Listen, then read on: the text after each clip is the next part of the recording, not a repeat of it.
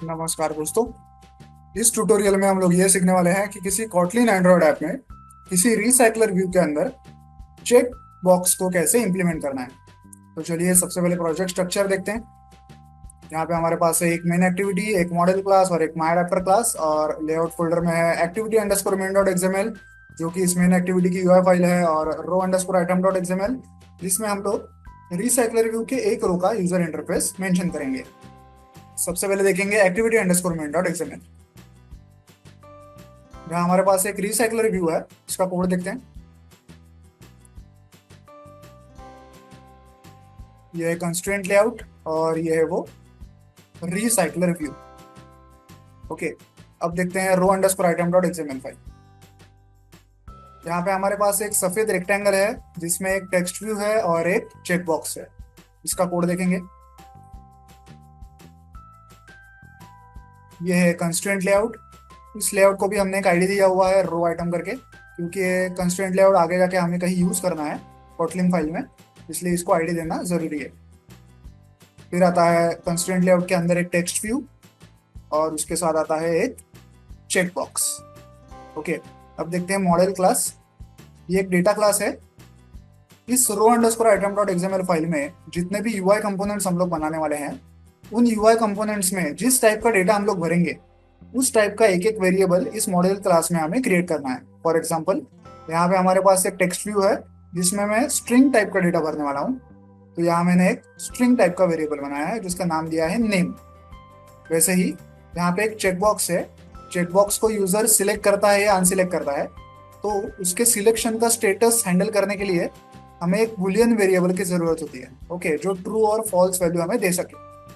तो इसके लिए यहाँ पे एक बुलियन वेरिएबल भी बनाया है जिसका नाम मैंने दिया है इज सिलेक्टेड। ओके, तो यहाँ जैसे जैसे यूआई कंपोनेंट्स होंगे उस हिसाब से आपको यहाँ पे वेरिएबल्स बनाने हैं, और इन्हीं वेरिएबल्स से रिलेटेड ये टूस्ट्रिंग फंक्शन है। अब देखते हैं मेन एक्टिविटी। यहाँ पे ये इंपोर्ट्स, ये है मेन एक्टिविटी, ये है रिसाइकलर व्यू। यहाँ पे एक एरे लिस्ट है जो कि मॉडल क्लास टाइप की है। यहाँ पे एक स्ट्रिंग एरे डेटा है जिसमें एबीसीडी डेटा भरा हुआ है। यही डेटा हम लोग रिसाइकलर व्यू में शो करने वाले हैं। ये है एक ऑन क्रिएट फंक्शन। सबसे पहले हम लोग यूआई फाइल सेट करते हैं जो कि है activity underscore min dot XML. फिर रिसाइकलर व्यू का आईडी फाइंड आउट करते हैं। फिर माई अडाप्टर क्लास का ऑब्जेक्ट क्रिएट करते हैं। यहाँ पे माई अडाप्टर क्लास है जिसको हम लोग आगे देखने वाले हैं। इस क्लास की जरूरत क्यों पड़ती है? देखिए, ये जो रिसाइकलर व्यू है और ये जो डेटा हमें उसमें भरना है, फिलहाल इन दोनों का एक दूसरे से कोई कांटेक्ट नहीं है। ये दोनों एक दूसरे को नहीं जानते। इन दोनों की एक दूसरे से दोस्ती कराने के लिए हमें एक थर्ड पार्टी क्लास की जरूरत होती है जिसे कहते हैं एडाप्टर क्लास। इसलिए यहाँ पे ये माई एडाप्टर क्लास हमने डिजाइन किया है। तो इसी क्लास का एक ऑब्जेक्ट हम लोग यहाँ पे बनाएंगे। ये सारा डेटा हमें उस माई एडाप्टर क्लास में पास करना है, लेकिन इस डेटा के ऊपर आगे जाके हमें कुछ काम भी करना है जो कि स्ट्रिंग एरे फॉर्मेट में करना बहुत ही डिफिकल्ट है। तो हम लोग क्या करते हैं, इस सारे डेटा को उठा के इस एरे लिस्ट में स्टोर करते हैं। वो काम हम लोग कैसे करेंगे?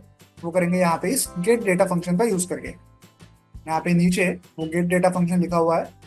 यहाँ पे हम लोग एक फॉर लूप घुमाते हैं स्ट्रिंग एरे में, उससे एक एक डेटा निकालते हैं ए बी सी डी, और उस डेटा को एरे लिस्ट में ऐड करते हैं। अब एरे लिस्ट में क्योंकि हमें मॉडल क्लास के अंदर वो डेटा ऐड करना है, तो मॉडल क्लास में क्योंकि दो वेरिएबल्स हैं हमारे, एक तो टेक्स्ट के लिए है स्ट्रिंग टाइप वेरिएबल है नेम, उसमें एबीसीडी डेटा जाएगा, और एक है इज सिलेक्टेड एट्रीब्यूट। ओके, वहाँ पे हमें ट्रू या फॉल्स लिखना है। तो फिलहाल हमने हर एक वेरिएबल की जो वैल्यू है उसे फॉल्स लिखा है।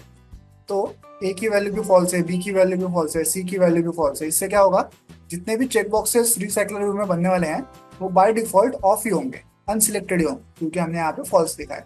अगर हम लोग ट्रू लिखते तो वो check boxes by default selected आते हैं। ओके, तो वो सारा एबीसीडी डेटा यहाँ पे हमें मिल चुका है एरे लिस्ट में। वो एरे लिस्ट हमने माई एडाप्टर क्लास में पास कर दिया। फिर रिसाइकलर व्यू के कुछ एट्रीब्यूट्स हम लोग सेट करते हैं, जैसे कि layout manager, item animator, item decoration वगैरह। और सबसे एंड में जो हमारा एडाप्टर है उसे रिसाइकलर व्यू में ऐसे सेट करते हैं। अब देखते हैं माई एडाप्टर क्लास। ये है इंपोर्ट्स। ये है हमारा माई एडाप्टर क्लास। जो डेटा हमने वहां से भेजा था एबीसीडी डेटा, वो हमें यहाँ पे एरे लिस्ट में मिल चुका है। फिर जो हमारे इस on create view header function में हम लोग क्या करते हैं, जो हमारी यूआई फाइल है रो अंडरस्कोर आइटम डॉट एक्सएमएल, उसे यहाँ पे सेट करते हैं।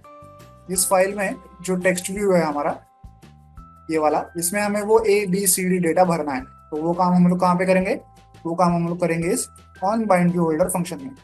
यहाँ पे हम लोग एरे लिस्ट से एक एक डेटा उठाते हैं और उसे टेक्स्ट व्यू में ऐसे सेट करते हैं। उसी के साथ जो चेक बॉक्सेस है उसकी वैल्यू भी हम लोग यहाँ पे सेट करते हैं। मॉडल क्लास से इस सिलेक्टेड एट्रीब्यूट हम लोग उठाते हैं और उसे चेकबॉक्स के इज चेक्ड एट्रीब्यूट में सेट करते हैं। बाय डिफॉल्ट तो हर एक चेकबॉक्स अनसिलेक्टेड ही होगा, ऑफ ही होगा। उसके बाद आता है gate item count function. Recycler view में जितना भी टोटल डेटा हम लोग दिखाने वाले हैं उसकी साइज हमें यहाँ पे मेंशन करनी होती है।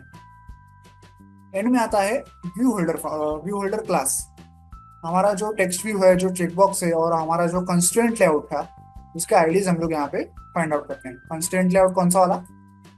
ये जो पूरा सफेद रेक्टेंगल है, ये वो कंस्ट्रेंट लेआउट है। अगर आपको याद हो, ये हमारा टेक्स्ट व्यू और ये हमारा चेकबॉक्स है, और ये जिस कंस्ट्रेंट लेआउट के अंदर थे मैं उसकी बात कर रहा हूँ, जिसे हमने ये आईडी भी दिया हुआ था।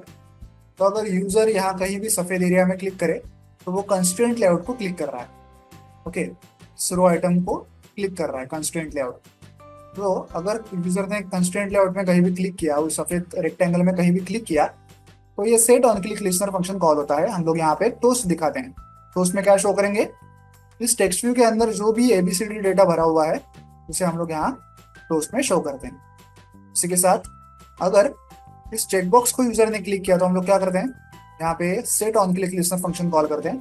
पहले हम लोग चेक करते हैं कि चेकबॉक्स को सिलेक्ट किया है या अनसिलेक्ट किया है, ये हम लोग चेक करते हैं। उसके बाद एरे लिस्ट में उस चेकबॉक्स की जो वैल्यू है उसे अपडेट करते हैं। जो इस सिलेक्टेड एट्रीब्यूट होगा उस चेकबॉक्स का, उसे अपडेट करते हैं। अगर चेकबॉक्स को सिलेक्ट किया है तो ये वैल्यू ट्रू हो रहेगी, अगर अनसिलेक्ट किया है तो ये वैल्यू फॉल्स रहेगी। और उस हिसाब से हम लोग रिसाइकलर व्यू को अपडेट करते हैं। उसी के साथ हम लोग एक फॉर लूप घुमाते हैं एरे लिस्ट में और पूरे एरे लिस्ट की वैल्यूज लॉग में प्रिंट करते हैं, ताकि हमें पता चले कि कौन सा चेकबॉक्स सिलेक्टेड है, कौन सा चेकबॉक्स अनसिलेक्टेड, ये हमें लॉग में पता चलेगा। तो आई होप आप लोग कोड समझ गए होंगे। तो चलिए अब इस ऐप को मोबाइल डिवाइस पर रन करके चेक करते हैं। जैसा कि आप लोग देख पा रहे हैं, रिसाइकलर व्यू हमारे सामने है। लेफ्ट साइड में हमारे पास ABCD डेटा है और राइट साइड में इनसे रिलेटेड चेक बॉक्सेस हैं। अब मैं A चेकबॉक्स को सिलेक्ट कर रहा हूँ तो वो सिलेक्ट हो गया, B को सिलेक्ट कर रहा हूँ सिलेक्ट हो गया, C को सिलेक्ट कर रहा हूँ सिलेक्ट हो गया। अब मैं B को अनसिलेक्ट कर रहा हूँ तो वो अनसिलेक्ट हो गया। रिसाइकलर व्यू को मैं ऊपर नीचे कर रहा हूँ तो भी चेकबॉक्स जैसे कि तैसे हैं, उनकी वैल्यूज चेंज नहीं हुई है। और साथ ही में हम लोग लॉग्स में ये सारा डेटा देख पाएंगे। देखिए लॉग में यहाँ पे